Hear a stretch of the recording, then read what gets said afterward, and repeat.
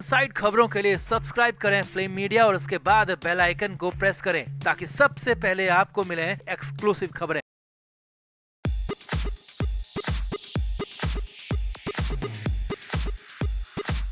संजय राउत मुंबई की Arthur road jail के अंदर बंद है और करीब महीने भर से ज्यादा का वक्त राउत को वहां हो चुका है। हालात ये हैं कि राउत को कब तक जेल में रहना होगा खुद नहीं जानते, लेकिन इस बीच संजय राउत ने कोर्ट में बेल की एप्लीकेशन लगाई है और खुद को जेल से बाहर छोड़ने की डिमांड कर दी है। अब राउत ने बेल के लिए क्या दलीलें दी, कुछ दलीलें हम आपको पहले बता चुके हैं, लेकिन यहाँ पर जब 8 सितंबर को सुनवाई हुई तो बिल्कुल नई बात, नई चीज निकल कर आई और उसके बाद तो संजय राउत के बदले को लेकर मुंबई में बवाल मच गया। हालांकि राउत की प्लानिंग कच्ची दिख रही है, फेल होना भी तय दिख रहा है, इसीलिए तो अगली सुनवाई से पहले ही राउत का केस बिखरता हुआ दिख रहा है। तो बताते हैं आपको पूरा मामला, क्यों कच्चे खिलाड़ी निकल गए संजय राउत और कैसे बिखर गया केस। आप इस वीडियो को शेयर करें और कमेंट करके अपनी राय जरूर दें।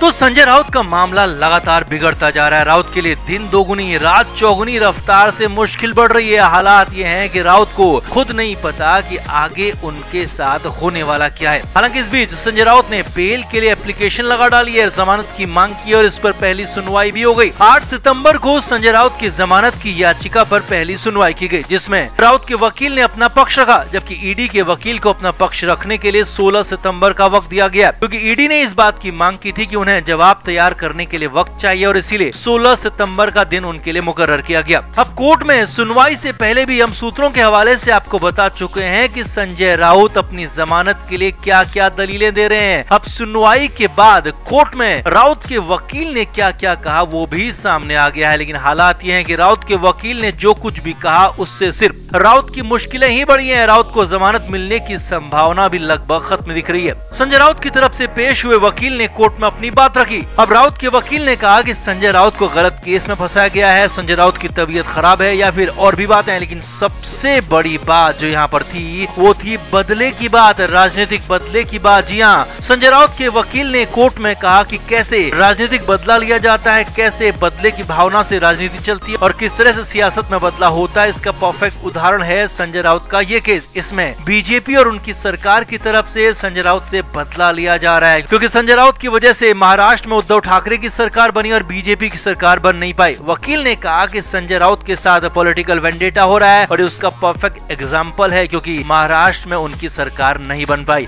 अब यहाँ पर राउत ने बदले की बात को कोर्ट तक पहुंचा दिया और कोर्ट से साफ साफ कहा कि ऐसे बदले के लिए कानून का गलत इस्तेमाल किया जा रहा है और ये हो नहीं सकता, लिहाजा उन्हें बेल दी जाए, तुरंत ही बाहर छोड़ दिया जाए, क्योंकि कानून की किताब में बदले जैसा कुछ नहीं होता। अब यहाँ पर ईडी के वकील भी कुछ कहना चाहते थे लेकिन बोले नहीं और कोर्ट की तरफ से ईडी से पूछा गया कि आपका इस मामले पर क्या कहना है, तो ईडी के वकील ने कहा कि हमें इसके लिए वक्त चाहिए और वक्त दे भी दिया गया। लेकिन संजय राउत की तरफ से लाए गए बदले को लेकर बवाल मच गया। कोर्ट के अंदर से लेकर बाहर तक इस पर खासा हंगामा मचा, गदर मच गया। संजय राउत ने बदले की बात को कोर्ट तक पहुंचा दिया था और इसी बदले की बात ने हंगामा मचा दिया था, क्योंकि राउत की तरफ से पहले भी ये बातें कही जाती रही थी, लेकिन इस बार सीधे सीधे कोर्ट में संजय राउत ने कहा कि उनसे राजनीतिक बदला लिया जा रहा है। हालांकि यहाँ पर संजय राउत और उनके वकील बेहद ही कच्चे खिलाड़ी भी नजर आए, क्योंकि जैसे ही राजनीतिक बदले की बात आई, जैसे केस में सियासत की बात घुस गई और बीजेपी की बात आ गई, तो राउत के लिए केस वैसे ही कमजोर हो गया। जी हाँ, इस मामले में बड़ी और चौंकाने वाली बात, हैरानी भरी बात ये भी रही कि संजय राउत की तरफ से केस के असली मुद्दे पर कोई बात ही नहीं की गई। केस में जो संपत्तियां मिली हैं, जो उस पर कुछ नहीं कहा गया, जो ट्रांजेक्शन मिले उस पर भी कुछ नहीं कहा गया, और यहाँ तक कि ईडी की तलाशी में, छापेमारी में जो कुछ भी मिला उस पर भी जवाब नहीं दिया गया, या कहें कि सफाई तक नहीं दी गई और सिर्फ बदले की बात कही गई, सियासत की बात कही गई, जिससे राउत को बड़ा नहीं बल्कि बहुत बड़ा झटका लगना था, क्योंकि इससे पहले भी इस तरह की बात कोर्ट में अनिल देशमुख या फिर नवाब मलिक ने भी की थी, लेकिन उन्हें भी कोर्ट में केस की बात नहीं कहकर, राजनीति की बात कहकर उन्हें भी मुंह की खानी पड़ी थी। और यहाँ पर संजय राउत को भी मुंह की खानी पड़ सकती है और हो ये भी सकता है कि इस केस को लेकर कोई बचाव राउत के पास ना हो, इसीलिए सियासत को, बदले को इसमें घसीट दिया गया और इसीलिए माना जा रहा है कि राउत का ये केस सुनवाई से पहले ही बिखर गया। जी हां, अगली सुनवाई 16 सितंबर को होनी है, लेकिन उससे पहले ही संजय राउत की अर्जी वाला ये मामला बिखरता हुआ, खत्म होता हुआ दिख रहा है। ऐसे हालात में राउत को जमानत मिल पाएगी ये फिलहाल तो संभव दिखता नहीं है। तो आपका क्या मानना है इस पूरे मामले में? संजय राउत ने सियासत को घसीट कर क्या ठीक किया है या फिर कर दिया अपना ही नुकसान? कमेंट करके आप भी जरूर बताएं, वीडियो को शेयर भी करें। तो संजय राउत मुंबई की ऑर्थर रोड जेल में बंद है। 31 जुलाई की रात राउत को अरेस्ट किया गया, उसके बाद कुछ दिन रिमांड में रखा तो 8 अगस्त से राउत जेल के अंदर बंद है। अभी 5 सितंबर को ही पेशी हुई थी, उसके बाद 14 दिन के लिए फिर से जेल टर्म बढ़ा दिया गया, 19 सितंबर तक जेल में डाल दिया गया। अब तक संजय राउत ने बेल की एप्लीकेशन नहीं लगाई थी, यानी कि जमानत की मांग नहीं की थी और राउत के वकील और खुद संजय राउत भी अपनी अपनी दलीलें अब तक दे रहे थे, लेकिन बेल की एप्लीकेशन नहीं लगी थी। लेकिन पहली बार अब संजय राउत की तरफ से वकील के जरिए कोर्ट में बेल की एप्लीकेशन लगाई गई है। मुंबई में स्पेशल पीएमएलए कोर्ट में इसकी सुनवाई होगी। राउत की बेल पर गुरुवार यानी कि 8 सितंबर को ही सुनवाई की बात कही जा रही है। अब कोर्ट में सुनवाई होगी, जो भी फैसला होगा वो कोर्ट का होगा। लेकिन उससे पहले आपको बताते हैं कि आखिर दलील क्या दी गई है, किस आधार पर संजय राउत ने कोर्ट से जमानत मांगी है, क्योंकि इसी पर तो कहा जाने लगा है कि अब इस जन्म में तो राउत को जेल से बाहर आने की संभावना है नहीं। तो सूत्रों के मुताबिक संजय राउत ने अपनी बेल एप्लीकेशन में कई पॉइंट्स के आधार पर जमानत मांगी है। अब इसमें पहला पॉइंट ये है कि केस ही ईडी ने गलत लगाया है, यानी कि राउत का साफ साफ कहना है कि ईडी का ये पूरा केस गलत है, इसे बदले की भावना से लगाया गया है और इसे बीजेपी के इशारों पर करवाया जा रहा है और इसीलिए इस पूरे केस को ही खारिज किया जाए और मुझे यानी कि संजय राउत को बेल दी जाए। अब ये पॉइंट बनता था और उम्मीद भी की जा रही थी कि संजय राउत ऐसा कहेंगे, क्योंकि राउत की तरफ से, उनकी पार्टी की तरफ से लगातार ये कहा जा रहा है कि संजय राउत पर पूरा का पूरा केस गलत है। लेकिन हर बार संजय राउत को इस पॉइंट पर झटका ही लगा है। आगे देखिए, संजय राउत ने अपनी दलील में अगला यानी कि दूसरा पॉइंट दिया है कि उनकी तबीयत जेल के अंदर ठीक नहीं है, उनकी तबीयत लगातार खराब हो रही है और जेल जैसे हालात में उनके लिए लंबे समय तक रहना खतरनाक है, उनके जीवन के लिए खतरनाक है और इसलिए भी उन्हें जमानत मिलनी चाहिए।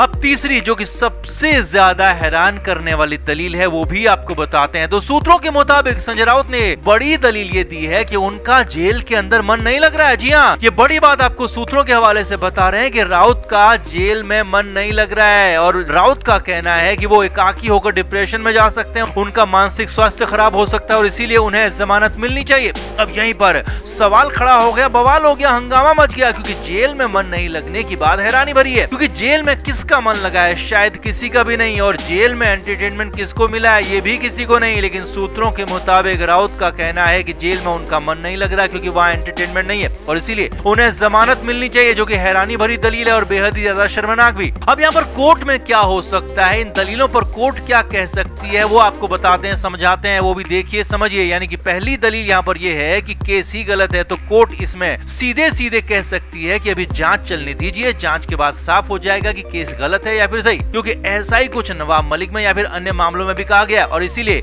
ऐसी उम्मीद की जा रही है। दूसरी दलील यानी कि खराब हेल्थ की बात जहां पर है, तो वहां पर भी संजय राउत से ये कहा जा सकता है कि आपको जो भी बीमारी है, आपको जो भी समस्या है, उसका इलाज करवाया जाएगा, आपकी हेल्थ का पूरा ध्यान रखा जाएगा, लेकिन बाहर फिलहाल छोड़ा नहीं जा सकता, क्योंकि पीएमएलए के बाकी मामलों में कोर्ट ने कुछ ऐसा ही कहा, इसलिए यहाँ पर भी यही उम्मीद की जा रही है और यही संभावना जताई जा रही है। अब तीसरी दलील यानी कि जेल में एंटरटेनमेंट की बात करें तो यहाँ पर संजय राउत को फटकार या फिर डांट भी पड़ सकती है। जी हाँ, यहाँ पर राउत को तीखी डांट कोर्ट की पड़ सकती है, क्योंकि जेल में मन नहीं लगने की बात बचकानी है, बहुत ही हल्की बात है। इसीलिए अब माना जा रहा है कि संजय राउत को बेल मिलने की संभावना ही बेहद कम है और ये नियम है कि पहले निचली अदालत में ही बेल एप्लीकेशन लगानी होती है और वहां पर खारिज हुई तो आगे यानी कि उससे ऊपर हाई कोर्ट या फिर सुप्रीम कोर्ट में जाया जा सकता है। लेकिन फिलहाल तो निचली कोर्ट से संजय राउत को केस की गंभीरता को देखते हुए जमानत मिल पाएगी, इसकी संभावना नहीं के बराबर है। हालांकि सब कुछ कोर्ट के विवेक पर निर्भर करता है, कोर्ट पर निर्भर करता है, लेकिन पिछले मामलों को देखकर कहा जाए तो संजय राउत को फिलहाल जमानत मिलने की संभावना दूर दूर तक दिख नहीं रही है। तो आपका क्या मानना है? राउत की बेल एप्लीकेशन पर आपका क्या कहना है? क्या इस बार राउत को बेल मिल ही जाएगी या फिर अभी तो जेल यात्रा की शुरुआत है, अभी लंबे समय तक उन्हें जेल में रहना पड़ सकता है? आपका क्या मानना है? आप भी कमेंट बॉक्स में अपनी राय जरूर दें, वीडियो को अभी शेयर भी करें।